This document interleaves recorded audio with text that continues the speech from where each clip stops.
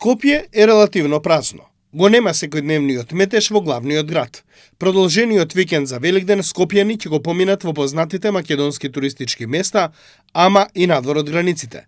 Покрај Охрид, кој се очекува да биде преполн со домашни туристи, голем дел од македонските граѓани ќе отпатуваат и во соседна Грција. 1 мај дали планирате да одите некаде бидејќи е продолжен викенд? Се уште немам размислено, може би кидам. Да, у Мавро. Надвор државата. Дали треба да се патува во време на оваа криза? Сега секој спрема својот буџет сега, како да кажем, ако не си спремен да одиш на патување, порно си седи дома, али ако имаш одвоено средство и понекогаш е добро да се патува, така да. Имаме и наши убави места што може да се посетат, не мора да суди само надвор. Не, мислам дека е безбедно.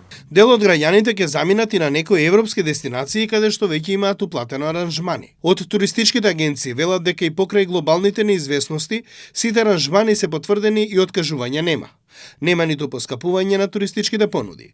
Поради стравот, кај дел од македонските граѓани од неизвестноста на Блискиот Исток, одлучиле место Обединетите Арапски Емирати и Египет да одмараат во Шпанија, Италија и скандинавските земји за предстојните празници. Од таму додаваат дека се очекува трендот на барање понуди за европските метрополи да продолжи и во следниот период, по оптимистичките најави за почетокот на мировните преговори помеѓу Иран и САД. И покрај случувањата на Блискиот Исток, интересот за патувања не опаѓа. Напротив, се забележува пренасочување на туристите кон поблиски и побезбедни дестинации, како Шпанија, Италија, Франција, скандинавските метрополи и други медитерански земји. Искуството покажува дека туризмот брзо се прилагодува и се враќа по вакви кризи, а жилбата за патување останува висока. Сезоната започнува стабилна, со благо враќање на довербата кај патниците. И секако со наш позасилен фокус за сигурност и флексибилност при резервации. Туристичките работници очекуваат цените на аранжманите да останат непроменети и да се движат во рамки на првично одредените цени. Но, според нив, се зависи од текот на разговорите меѓу САД и Иран.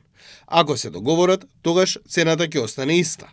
Можно поскапување на аранжманите очекуваат само поради поскапувањето на авионските карти, кои пак директно зависат од цената на нафтата на светските берзи.